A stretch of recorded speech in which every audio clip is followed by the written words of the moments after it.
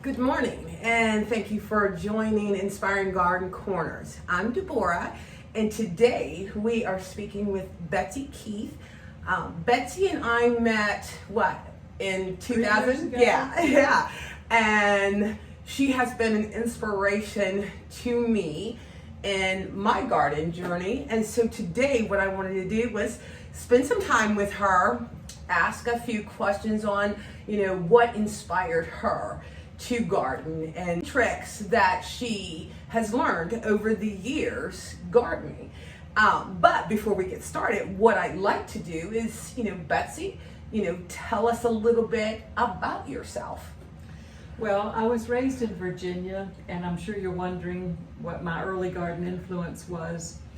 At one point in my life, our family lived in a beautiful country home with formal gardens, and I loved at that point seeing the rose bushes, going out with my aunt every morning to deadhead the roses, keep the weeds out, etc.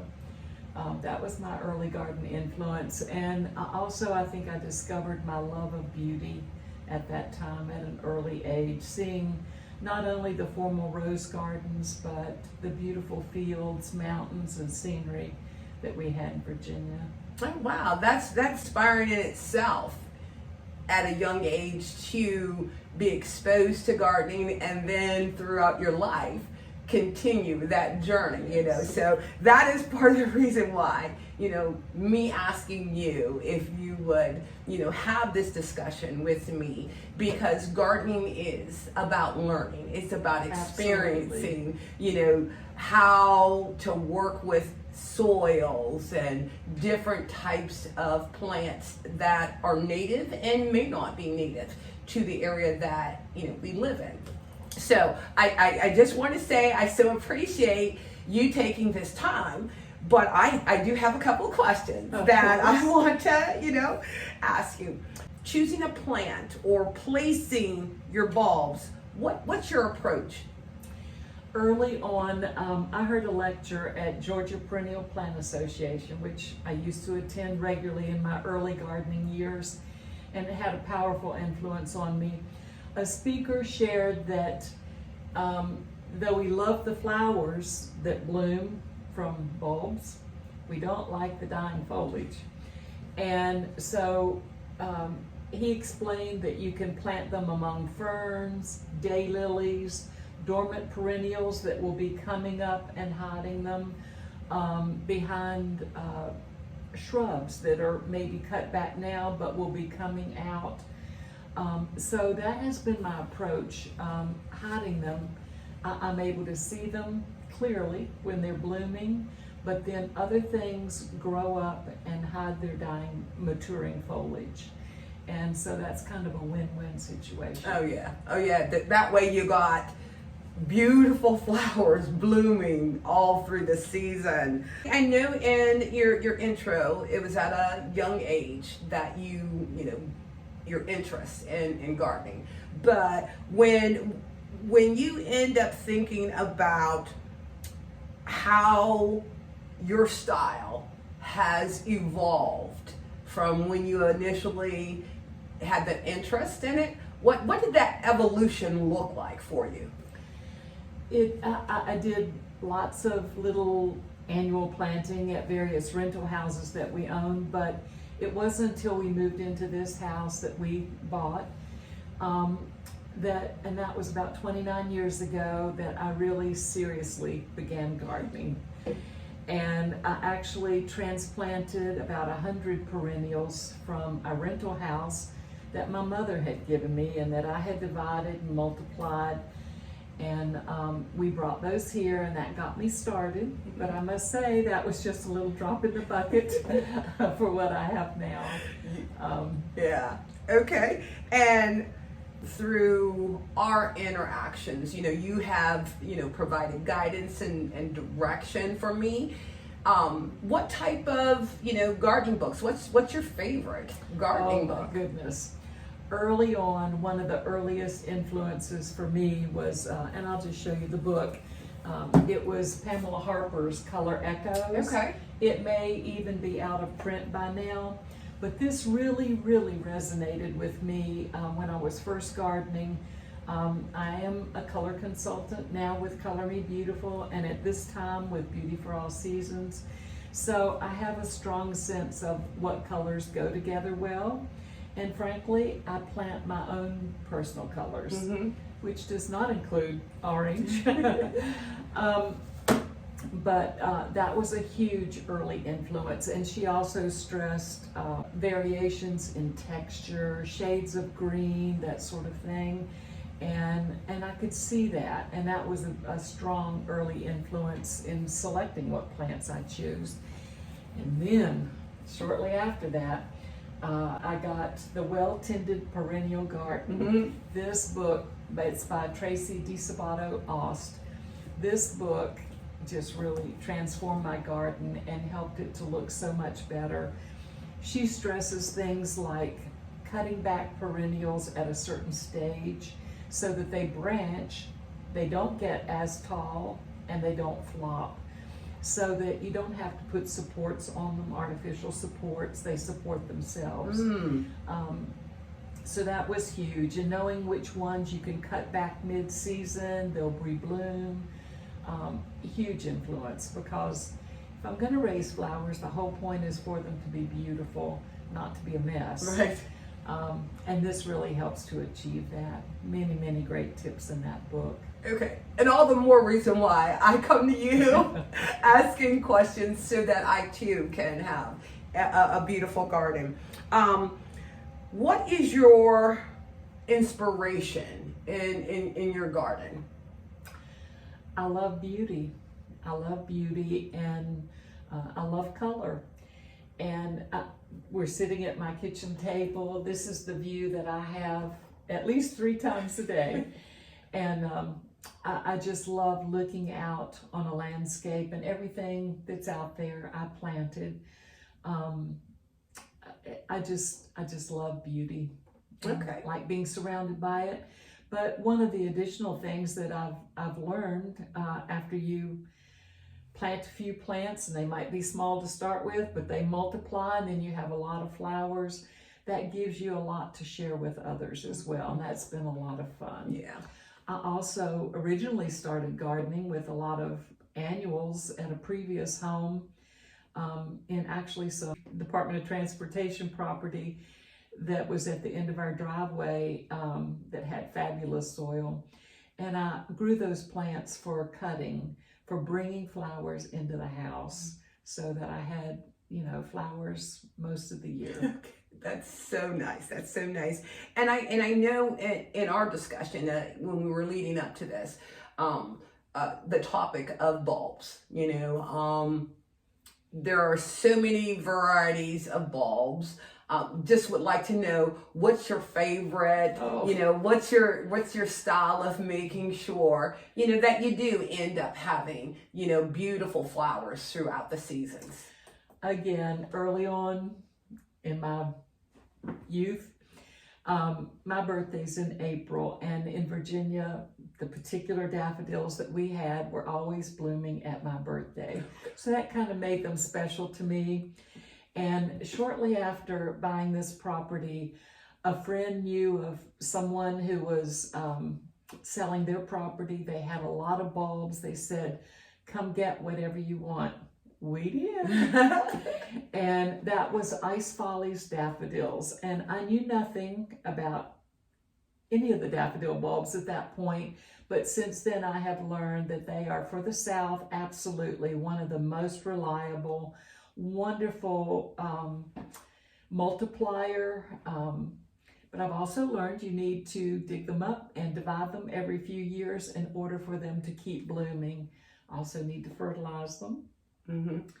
But another thing that I've learned about bulbs as I got into it is because I love them, I hate the fact that they typically just bloom for a couple of weeks and then they're gone. So I plant early, mid, and late season daffodils so that I enjoy them typically for at least 6 weeks. Oh, wow. Depending on the year, I have some that bloom in late January, the Rheinfeld's Early Sensation. And then shortly after that, usually late February, depending on the year, the tete-a-tetes come in, and they're exciting because as they come out of the ground, the flower itself is opening up. It's like they can't wait. Oh, wow. Can't wait to bloom. And so they're beautiful and they're fun. They're short, they're yellow, so they're wonderful for front of the border. And I use them a lot with my ice follies, which have white petals and a yellow corona, pale yellow corona. Wow. So that's a nice contrast. I love contrast. And then also at the same time, the Barrett Brownings are blooming, and Ice Baby is a new one to me, I guess. Yeah. So those are some of the early ones. And then in the mid-season, Pink Charm starts to bloom. The Mary Eckies, which at the time I planted them, that was the largest yellow blooming daffodil. And then some of my favorite white ones are Sterling and Mount Hood. I've also recently discovered Quail, given to me by a gardening friend. Wow. Which she said it blooms for a long time, and I thought, sure, it might bloom for 2 weeks. No, it blooms for 3 or 4 weeks. It's amazing, Wow. both outside and inside in water. And also the little Hueras are wonderful mid-season bloomers.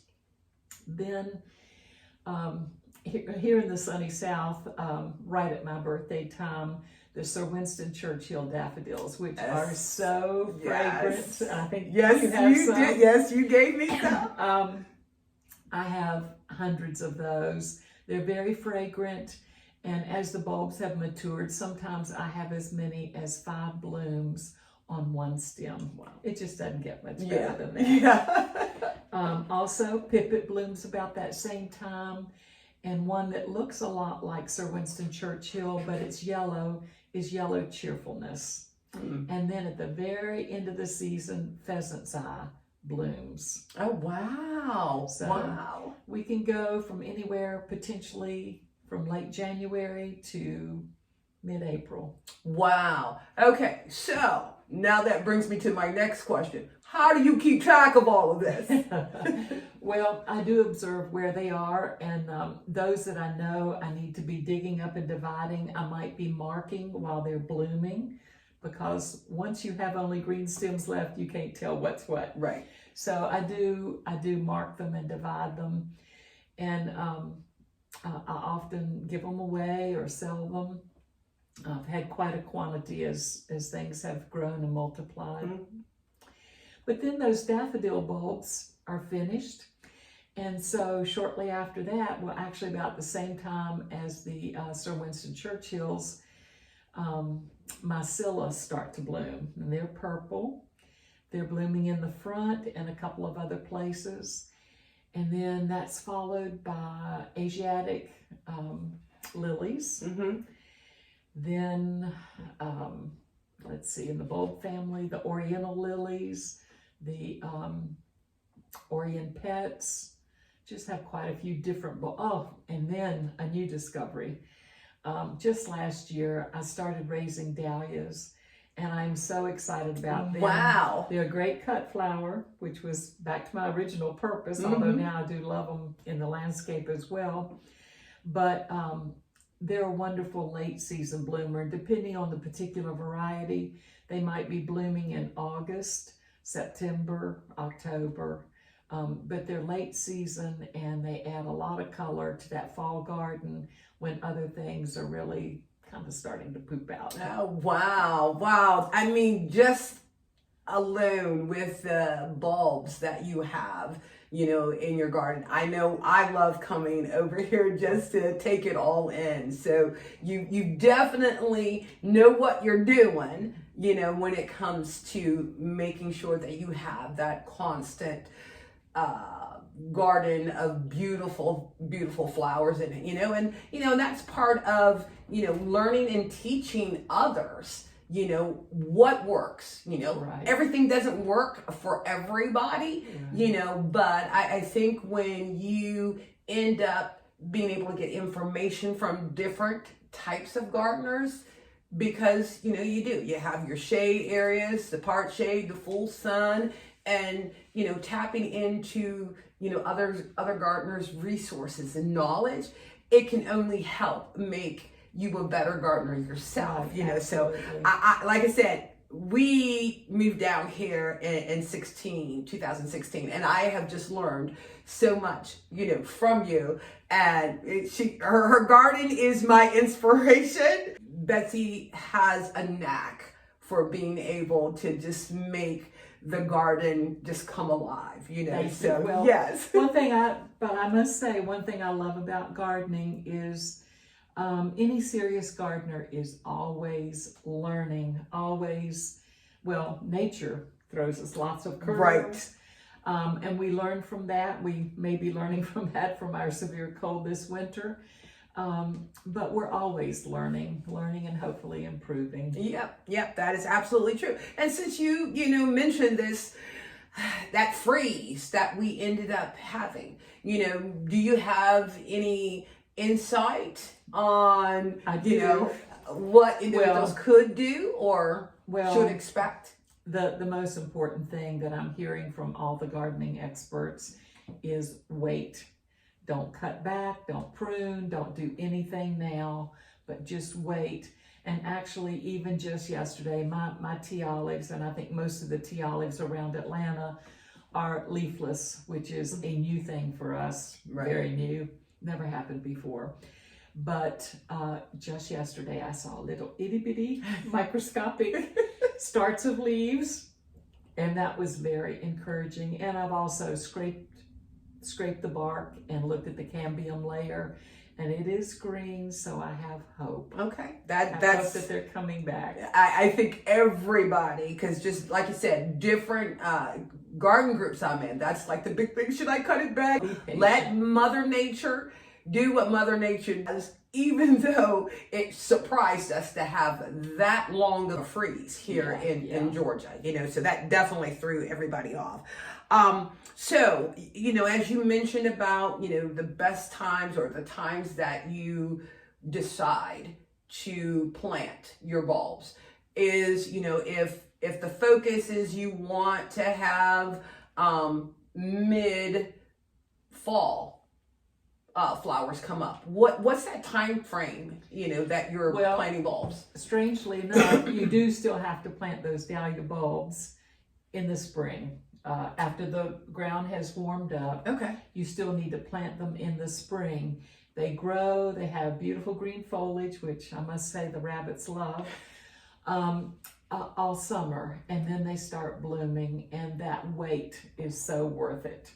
I have some late season hydrangeas that bloom about the same time, and last year I had white dahlias and blue hydrangeas. That was just a lovely combination. Sounds gorgeous. Of course, they got picked and brought in the house.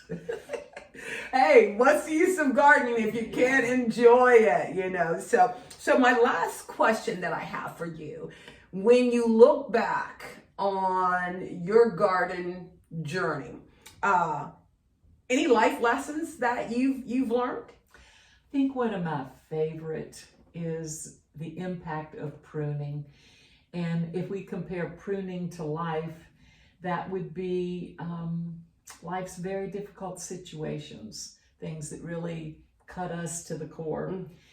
And one of the things I've learned from gardening is, I still remember one time when this dear landscaper who knew I was just starting, he would periodically bring some plants and just leave them on my patio while I was away at work. And one time I came home to a camellia that just looked so pathetic. I could see why somebody dug it up and was throwing it away. But I also knew at that point, based on some experiences with other plants, that if you cut it back severely, it would come out looking much better than it ever did before. Wow. And that camellia today is in my side garden. It's about 12 feet tall, covered with flowers all fall. Wow. Camellia sasanqua. And in the same way in life, if we respond appropriately to difficult situations, that can be used to grow our character. And we can always use that. Yes, absolutely. Well, Betsy, I just so want to thank you just for taking the time to have this discussion with me, to be able to share, with, viewers, the benefits, the enjoyment that you get out of gardening. And that's the thing about gardening. Individuals garden for different reasons. They get started in gardening because, like you said, whether or not it's some life-changing event in their life, if individuals are doing it for health reasons, because I am a firm believer that gardening is good for the soul. Absolutely. To be able to get out there and work the garden and see the hard labor of your work. So, like I said, everybody, her garden is breathtaking when it is in full season, and I'm hoping that you will allow me to come back when it is in full bloom to showcase that not only do you know what you're talking about, here's the proof in the pudding to be able to see how beautiful your yard is. So one of the things that I think about so much as I look out on the garden, it's all God's creation. Mm-hmm. I'm just the one placing it here or there, and pruning it and fertilizing it and watering it. But God created it, and to me, it's His gift to me, and a wonderful expression of His love for me. So that just causes me to love and worship Him even more. Nope, I agree 100% with you. So once again, thank you so much, You're Betsy. so I welcome. appreciate this. All right then. Thank you again for watching Inspiring Garden Corners. If you liked, please subscribe and share. And thanks again.